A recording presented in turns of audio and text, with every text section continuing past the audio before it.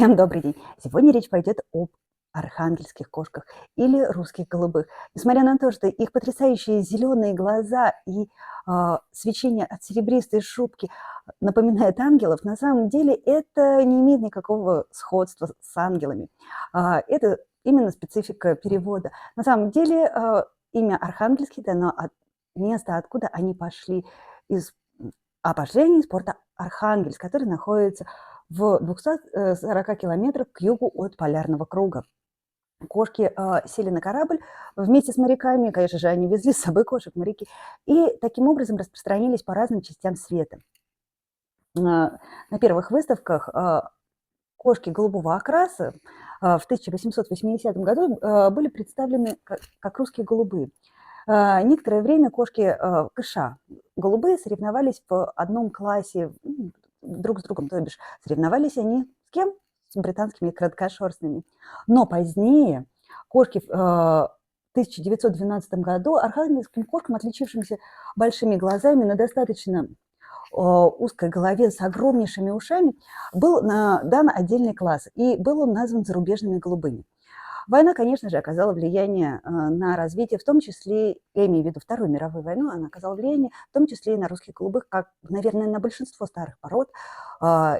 И заводчики стремились хоть как-нибудь восстановить свои линии, что и очень сильно повлияло, в том числе на русских голубых кошек. Кто-то из заводчиков британских короткошерстных кошек переливал в свои линии русских голубых, мы это уже знаем из экскурса в историю британской породы для сохранения светлой голубой шубки.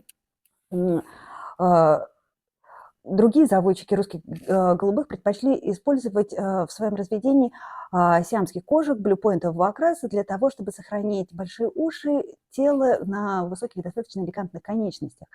И таким образом достаточно сильно разделились линии. Заводчики в Скандинавии также начали выводить версию этой породы, используя сиамскую породу и голубую кошку по кличке Пьеретта. Но у этих кошек была очень короткая, плюшевая, но безумно темная шубка с потрясающими зелеными, напоминающими изумруды, глазами на великолепной треугольной голове. Русская голубая пришла в Северную Америку в начале 20 века, в нулевых годах. И когда она пришла, она не возымела такого эффекта, такого ажиотажа у заводчиков, как в последующие годы. И после Второй мировой войны как раз и началось вот это вот бум на русскую голубую кошку.